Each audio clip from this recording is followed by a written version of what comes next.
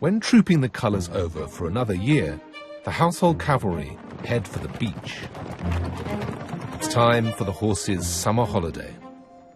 We come out here to get the horses away from London. We're really lucky to be able to take them for a couple of beach rides, go for a canter/gallop, and we take the horses swimming. Some of them love it, some of them are a bit reluctant to get in the water. Their colonel also enjoys the seaside. Today she's dropping in for a private visit, horseplay, and a spot of lunch. Every year she comes up after Queen's Birthday Parade for a drink in the mess, and occasionally some dinners, but not to summer camp regularly. She came up, well, she was due to come up last year, but unfortunately her helicopter broke down. Colonel Anne, as she's known, arrives without fuss or formality and joins in the camp activities.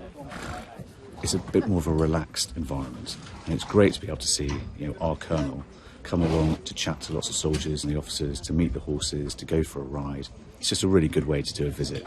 Colonel, we have Oscar for you to ride later. Major Harriet Telford's a regimental vet, used to talking horse with the princess. I mean, clearly her horse knowledge is outstanding. Even as a clinician, I sort of worry that she knows more than I do about the horses. And you'd think that would be intimidating, but it isn't, because she puts you at ease. You seem to have an empty box. You see Colonel Anne go up to soldiers, and at first they are really nervous, rigidly nervous. And as soon as she starts talking about something they know, they just instantly relax. Colonel, we've got you on Javelin, which is the Colonel's horse. A javelin?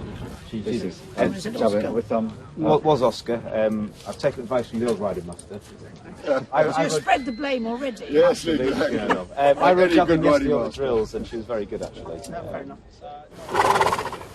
It's not trooping the colour, but the day still has some of the ingredients the princess enjoys: duty, precision, and horses.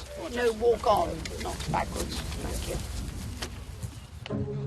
12 months on, a virus has made all this a golden memory. Back at Gatcombe Park, the farmer princess has work to do. Well, I don't sit still. I mean, that's the advantage of being here. There's always plenty to do, and a lot of it is physical.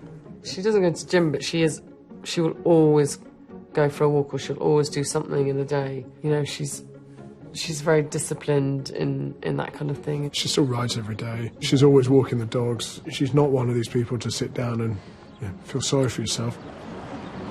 As soon as travel was legal, she was back visiting testing stations. In time of crisis, representing the Queen. In this day and age, there's still an expectation of the monarch for that kind of overall assistance. And I suppose part of it is the experience that we have across the board, which gives you a better idea of the impact that these dramas are having.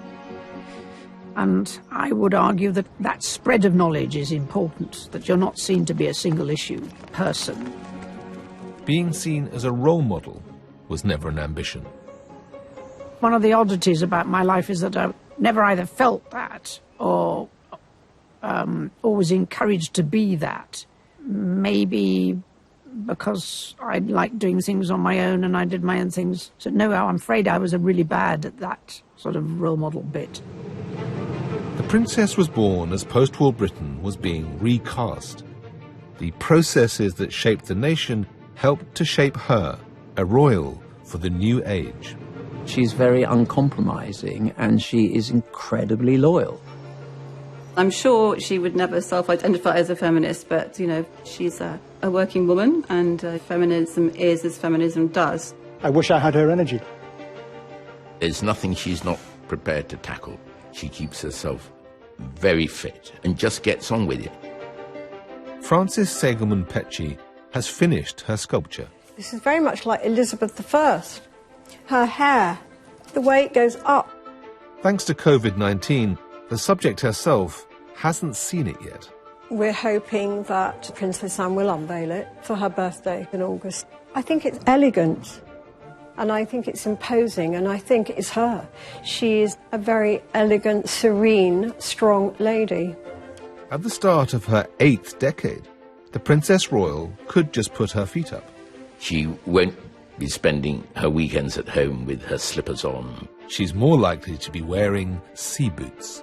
Our ideal of a break, if we have a break, is to go up to our boat on the west coast of Scotland, spend a few days, sometimes getting wet and cold. But it is very nice to be able to do it just together. I navigate, I know how to get from A to B, but she's a better sailor of the boat. She's better at setting the sails and that sort of thing. I'm sure she tells the Admiral what to do. She's also an Admiral. Oh, yeah, she is. I think she's slightly more senior than he is as well. I'm sure they tell each other. Luckily, you wouldn't go on a boat with them, would you? For this senior royal, senior citizen, stopping is clearly out of the question. But there is another S word. Slow down. I thought I had slowed down. I think the thing that nags away at you is that after all this time you should have learnt something. And there is an element of responsibility to make sure that you kind of knit that knowledge together and pass that on.